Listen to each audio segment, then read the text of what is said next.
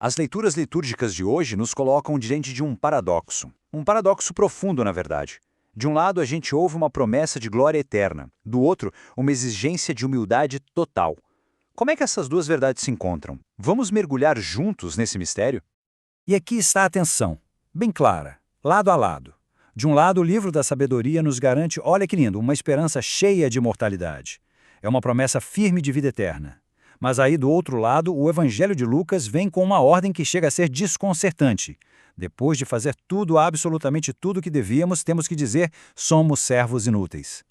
Como é que pode? Como essas duas realidades podem coexistir?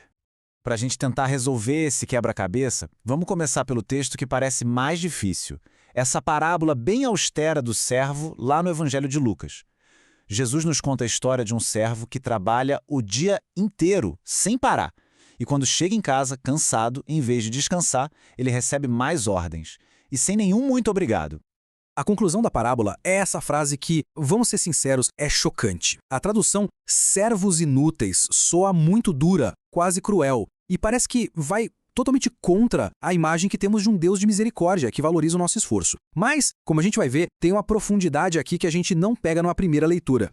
Agora, atenção, porque aqui está o ponto-chave da interpretação. Os estudiosos da Bíblia explicam que essa parábola é como se fosse o outro lado da moeda de uma outra parábola que está em Lucas 12. Lá a história é diferente, o mestre volta e, para surpresa de todo mundo, ele mesmo serve aos seus servos. Então Lucas 12 mostra a graça de Deus que a gente não merece, já essa parábola de hoje, de Lucas 17, funciona como um antídoto contra o nosso orgulho, contra aquela ideia de que por servirmos, Deus agora tem uma dívida conosco.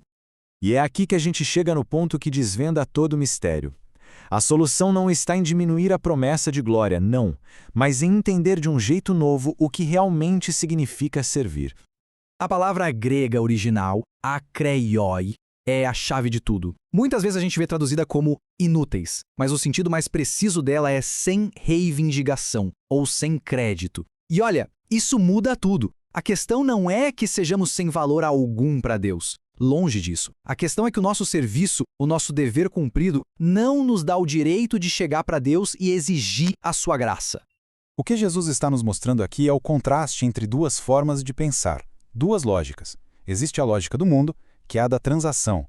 Eu faço para receber, é uma troca. E existe a lógica do reino de Deus, que é a da graça. Nessa lógica, o serviço não é uma moeda para a gente comprar a salvação.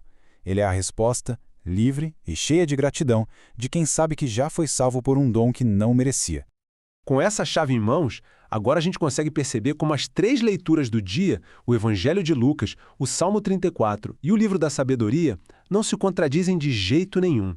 Pelo contrário, elas se conectam perfeitamente, descrevendo uma jornada espiritual única e muito coerente.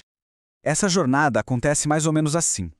Ela começa com o dever, que a gente viu em Lucas, servir sem exigir nada em troca.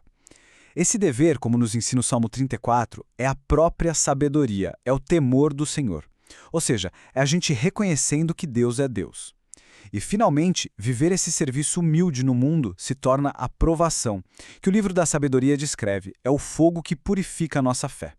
O livro da sabedoria mostra que o mundo simplesmente não entende essa lógica de servir sem esperar recompensa.